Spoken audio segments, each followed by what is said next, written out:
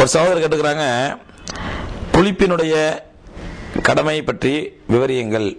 அதே மாதிரி குளிக்கக்கூடிய முறை என்ன, அதனுடைய சுண்ணத்துகள் என்ன, கடமையான குளியலை எப்படி குளிக்கணும், அதே மாதிரி உடலுறவு கொண்ட பிறகு குளிக்கும் பொழுது அந்த குளியலை எந்த முறையில் நிறைவேற்ற வேண்டும் அப்படிங்கிற அந்த சட்டங்களை கேட்டுக்கிறாங்க. முதல்ல ஒரு விஷயத்தை புரிஞ்சுக்கணும்னு சொன்னா, குளிப்பு என்பது, கடமையான குளியல் என்பது கட்டாய கடமையாகும். ஒரு மனிதன் எப்பொழுது குளிப்பு கடமையாகும் அப்படின்னு சொன்னா, அவன் தன்னுடைய மனைவியோடு உடலுறவு கொண்ட பிறகு, அல்லது அவன் அறியாமல் ஸ்கலிதமான பொழுது, இந்த மாதிரி நேரங்களில் குளிப்பு கடமையாகும். இந்திரியம் ஸ்கலிதமாகி இந்திரியம் வெளியாவது, அல்லது குளிப்பு கடமையாகி உடலுறவு கொண்டு இந்திரியம் வெளியாவது, அப்பொழுதுதான் குளிப்பு கடமை. இந்திரியம் அல்லாத மதி அப்படின்னு வரும், தமிழ்ல காமநீர்னு சொல்லுவாங்க. இந்த காமநீர் என்பது ஒரு ஆண் மகன் உணர்ச்சி வசப்படும் பொழுது, அல்லது தன்னுடைய மனைவியோடு உடலுறவுக்கு முன்பான விளையாட்டுகள் போன்றவை விளையாடும் பொழுது, சில்மிஷங்கள் பண்ணும் பொழுது அவனுக்கு அந்த காமநீர் உண்டாகும். இந்த காமநீர்னால குளிப்பு கடமையாகாது. இதுக்கு என்ன சட்டம் அப்படின்னு சொன்னா, சிறுநீரை போன்றுதான். சிறுநீர் பட்டால் எப்படி நாம் சிறுநீர் பட்ட மர்மஸ்தானத்தையும் கழுவணும், அதே மாதிரி பட்ட உள்ளாடை போன்றவை கழுவணுமோ, அதே மாதிரி இந்த காமநீரும் அது உள்ளாடைகளில் பட்டிருந்தால் உள்ளாடையை கழுவணும், மர்மஸ்தானத்தை மட்டும் கழுவுனா போதுமானது. இது குளிப்பு கடமை இல்லை. மணி என்று சொல்லக்கூடிய இந்திரியம் வெளியானால் மட்டும்தான் குளிப்பு கடமை. கணவன் மனைவி உடலுறவு கொள்ளும் பொழுது, இரண்டு பேரும் உடலுறவு கொள்ளக்கூடிய நேரத்திலே அந்த இரண்டு பேருடைய உறுப்புகளும், ஆண் உறுப்பும் பெண் உறுப்பும் ஒன்றுக்கொன்று தொட்டுவிட்டாலே குளிப்பு கடமையா, இல்லை இந்திரியம் வெளியானால்தான் குளிப்பு கடமையா என்ற ஒரு சர்ச்சை அதற்கு உமர் ரலியல்லாஹு காலத்திலே சர்ச்சை ஏற்பட்டது. அப்பொழுது உமர் ரலியல்லாஹு தஆலா அவர்கள் ஆயிஷா ரலியல்லாஹு தஆலா அவர்களிடத்திலே ஒரு ஆளை அனுப்பி விசாரித்த பொழுது அம்மையார் சொன்னார்கள், இதழ் தகல் ஹிதானு பில் ஹிதானி ஃபக்கத் வஜபத்தில் குஸ்ல். நபி ஸல்லல்லாஹு அலைஹி சொல்லியிருக்கிறாங்க, புகாரியுடைய ஆதாரப்பூர்வமான ஹதீஸ். அப்ப அந்த அடிப்படையில் இதழ் தகல் ஹிதானு பில் ஹிதானி, ஆணுறுப்பினுடைய ஒரு நுனி பெண்ணுறுப்பினுடைய ஒரு நுனியிலே பட்டுவிட்டாலே குளிப்பு கடமையாகிவிடும், ஃபக்கத் வஜபல் குஸ்ல். அந்த அடிப்படையில் இந்திரியம் வெளியாகணுங்கிற அவசியம் இல்லை. உடலுறவு கொள்ளக்கூடிய நேரத்தில் ஆணுறுப்பும் பெண்ணுறுப்பும் ஒன்று கொண்டு தொட்டுவிட்டாலே குளிப்பு கடமையாயிடும். சரி, இப்ப கடமையான குளியலை இப்ப கணவன் மனைவி உடலுறவு கொள்றாங்க. உடலுறவு கொண்ட பிறகு உடனடியாக குளித்து விட வேண்டுமா, இல்ல காலையில சுபுக்கு முன்னாடி குளிச்சா போதுமா அப்படின்னு சொன்னா, உடலுறவு கொண்ட உடனேயே குளித்து விடுவது நல்லது. இல்ல குளிரா இருக்குது, இப்ப குளிக்க முடியாது கொள்ள முடியாதுன்னு சொன்னா ஒது மட்டும் செய்து கொண்டு படுத்துக் கொள்ளலாம். சரி, உடலுறவு கொண்ட பிறகு திரும்ப இன்னொரு முறை உடலுறவு கொள்ள விரும்புகிறார். அவ குளிச்சுட்டு தான் திரும்ப உடலுறவு கொள்ளணுமா, அல்லது மர்மஸ்தானத்தை மட்டும் கழுவினா போதுமா? அதுக்கும் பெருமானார் ஸல்லல்லாஹு அலைஹி வஸல்லம் அவர்கள் அழகான விளக்கம் சொல்றாங்க. நீங்கள் ஒரு முறை உங்களோட மனைவியோட உடலுறவு கொண்டு விட்டு அடுத்து அதே மனைவியோட அல்லது இன்னொரு மனைவியுடனோ உடலுறவு கொள்ள விரும்பினால் நீங்க ஒது செய்து கொண்டு மர்மஸ்தானத்தை முதல்ல கழுவிக்கங்க, கழுவிட்டு ஒது மட்டும் செஞ்சுக்கிட்டு திரும்ப உடலுறவு கொள்ளலாம். ரெண்டாவது முறை குளிக்கணுங்கிற கம்பல்சரி கிடையாது. எப்ப குளிக்கணும்?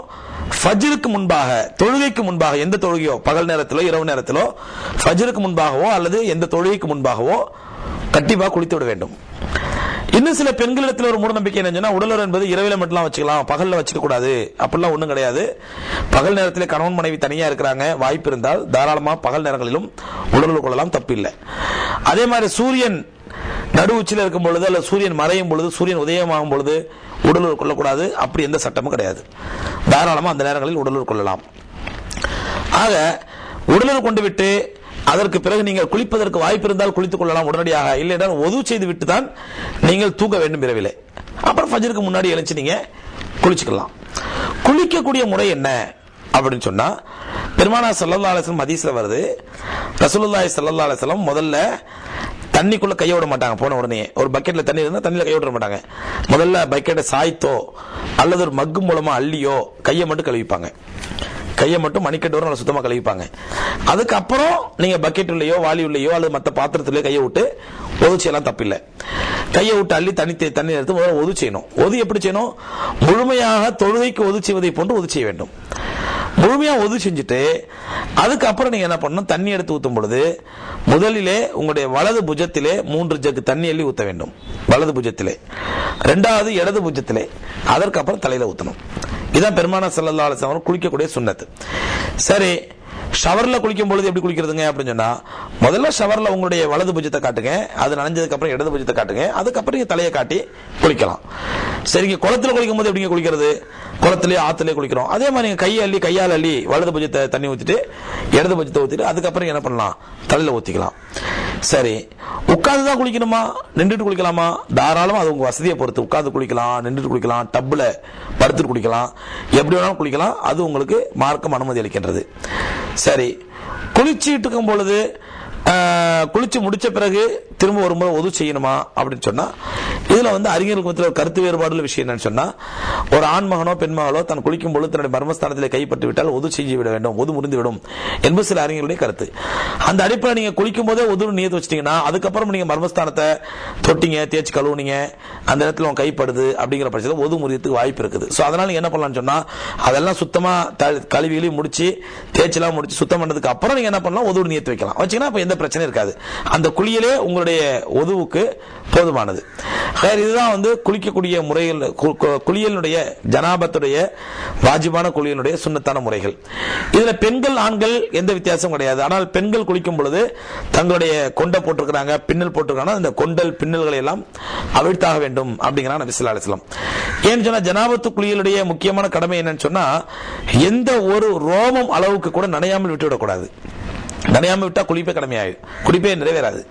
அதனால ஒரு ரோமம் கூட நனையாமல், அல்லது ஒரு ரோமம் அளவுக்கு கூட நனையாமல் இருக்கக்கூடாது. முழுமையா நனையும் அளவுக்கு உடல் நல்லா தேய்ச்சி கழுவி குளிக்க வேண்டும். இதுதான் குளிப்பினுடைய முறைகள், குளிப்பினுடைய கடமைகள். இதை நிறைவேற்றி, இந்த முறைப்படி நிறைவேற்றி நாம் குளிக்கும் பொழுது இந்த குளியலும் கூட அல்லாஹ்வுடைய பார்வையிலே மிகப்பெரிய இபாதத்தாயிடும். ஏன்னா பெருமானார் ஸல்லல்லாஹு அலைஹி வஸல்லம் சுன்னத்துகளை பின்பற்றி நம்மை குளிக்கும் பொழுது குளியலும் கூட சுன்னத்தாயிடும்.